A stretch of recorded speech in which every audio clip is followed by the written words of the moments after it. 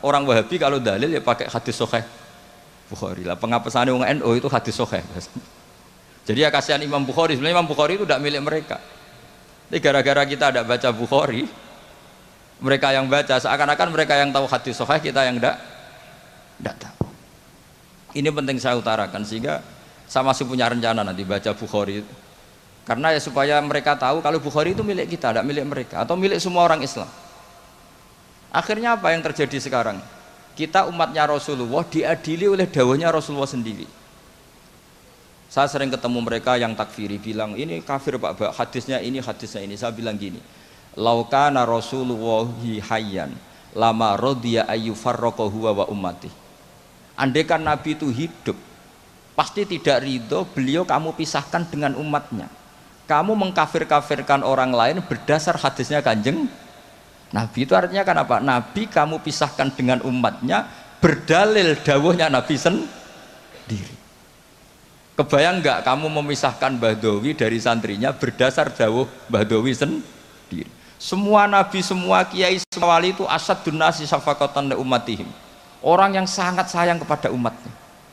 Tapi sekarang ada tren orang dianggap kafir, artinya dianggap kafir itu dipisahkan dari Nabi justru oleh dawuh Nabi sendiri. Kebayang nggak Nabi kerso dipisahkan dari umatnya, padahal Nabi fi akhiri hayati ngendikan ummati.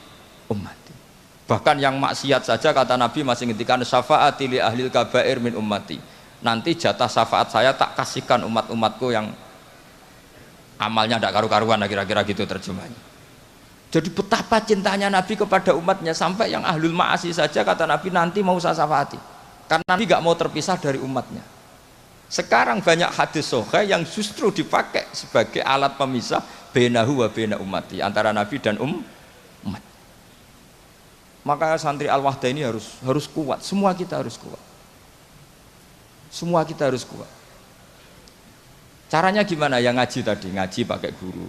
Sekarang alhamdulillah kan banyak gus-gus besar yang misalnya jenengan gak menangi Said Muhammad, ada Gus Naji, ada Gus Ro'ub, ada Gus Kamil, ada Ali Akhwas, nggak menangi Habib Zain. Gus Zaki dulu lama ngaji Habib Zain, nggak menangi Said Romdon Al-Buti, banyak santrinya di Indonesia itu luar biasa. Nggak ada ulama top internasional yang sanatnya nggak ada di Indonesia. Misalnya nggak sempat ngaji Habib Umar, banyak orang yang ngaji Habib Umar. Keluarga besar Solo, keluarga besar pondok-pondok banyak ngaji Habib Umar. Jadi Indonesia itu gampang sekali ngakses sanat-sanat kelas dunia. Apalagi Musnidul Alam itu juga orang Indonesia, Syekh Muhammad bin Isa Al-Fadani.